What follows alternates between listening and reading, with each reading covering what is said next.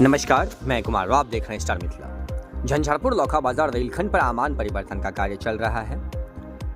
हम लगातार इस रेलखंड की आपको जानकारी दिए हैं और आगे भी हम लोगों की पूरी कोशिश रहेगी जो आप तक ससमय सारी खबर पहुंचाते रहें। झंझारपुर लौखा बाजार रेलखंड पर आमान परिवर्तन का कार्य अंतिम चरण में है। इस कड़ी में झंझारपुर से खुटौना के रास्ते लौखा बाजार, जो कि अंतिम रेलवे स्टेशन है, बॉर्डर से सटा हुआ रेलवे स्टेशन है, लौखा रेलवे स्टेशन तक ट्रेन पहुंच चुकी है। रेल महाप्रबंधक और डीआरएम विनय श्रीवास्तव के मुताबिक इस रेलखंड पर फरवरी माह के अंत में ही सीआरएस निरीक्षण की तैयारी चल रही है। हालांकि डीआरएम विनय श्रीवास्तव का कहना है अगले आने वाले 20 से 21 फरवरी के बीच में झंझारपुर से लौखा तक एक निरीक्षण किया जाएगा और निरीक्षण के उपरांत तय की जाएगी जो आखिरकार इस रूट का सीआरएस कब होना है। सीआरएस के तुरंत बाद ट्रेन परिचालन की तैयारी की जा रही है। लौखा से ट्रेन परिचालन को लेकर के रेल महकमा एक्टिव मोड में कार्य कर रही है। 3 चरण में इस रेलखंड का आमान परिवर्तन कार्य पूर्ण होना है, जिसमें 2 चरण तक सीआरएस निरीक्षण पूर्ण हो चुकी है। प्रथम चरण में झंझारपुर से महरैल 7 किलोमीटर, द्वितीय चरण में महरैल से वाचस्पति नगर 13 किलोमीटर, कुल 20 किलोमीटर का सीआरएस निरीक्षण हो गया है।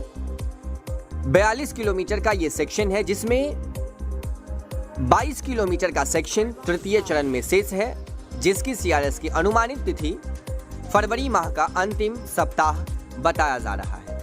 हालांकि इसको लेकर अभी कोई आधिकारिक सूचना नहीं आई है, लेकिन डीआरएम विनय श्रीवास्तव का ऐसा कथन है जो हम इस माह में 21, 22 या 20 फरवरी को झंझारपुर लौखा रूट का निरीक्षण करेंगे और निरीक्षण के उपरांत उम्मीद है जो सीआरएस निरीक्षण कर ली जाएगी और मार्च में प्रथम सप्ताह में इस रूट पर ट्रेन की परिचालन शुरू कर दी जाएगी। इसीलिए आज हम आपको लौखा की, जो कि अंतिम रेलवे स्टेशन है, यहाँ की कुछ तस्वीर दिखा रहे हैं। ये लौखा रेलवे स्टेशन का तस्वीर है।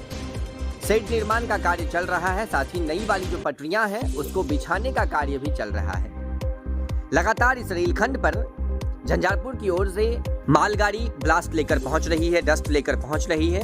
झंझारपुर लौखा रेलखंड पर ट्रेन की परिचालन शुरू होने से लौखा समेत नेपाल का जो ये भूभाग है इसको काफी फायदा होगा। पूर्व में भी जब छोटी गेज की ट्रेनें आज से लगभग 7 वर्ष पूर्व चला करती थी तो नेपाल के लोग, अत्यधिक लोग इस क्षेत्र से ट्रेन पकड़कर दरभंगा पहुंचते थे और लंबी दूरी की यात्रा करते थे।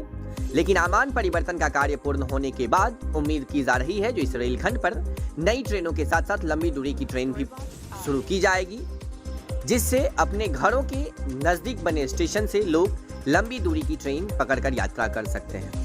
ये तस्वीर अभी आप लौखा रेलवे स्टेशन से देख रहे थे। उम्मीद है आपको वीडियो अच्छा लगा होगा। तैयारी है सीआरएस निरीक्षण की इसी माह में। अगर इसी माह सीआरएस निरीक्षण हो जाती है तो ऐसा कहा जा सकता है जो अगले आने वाले इलेक्शन से पूर्व ही इस रेलखंड पर ट्रेन की परिचालन शुरू कर दी जाएगी, क्योंकि इलेक्शन पूर्व अगर ट्रेन परिचालन नहीं हुई तो शायद इस वर्ष इस रेलखंड पर ट्रेन की परिचालन शायद संभव नहीं हो पाएगी। अत्यधिक जानकारी के लिए आप जुड़ रहे हैं स्टार मिथिला से। हम बहुत जल्द अगली तस्वीर के साथ हाजिर होंगे जो अपने क्षेत्र मिथिला से होगा। धन्यवाद। आप देख रहे थे स्टार मिथिला।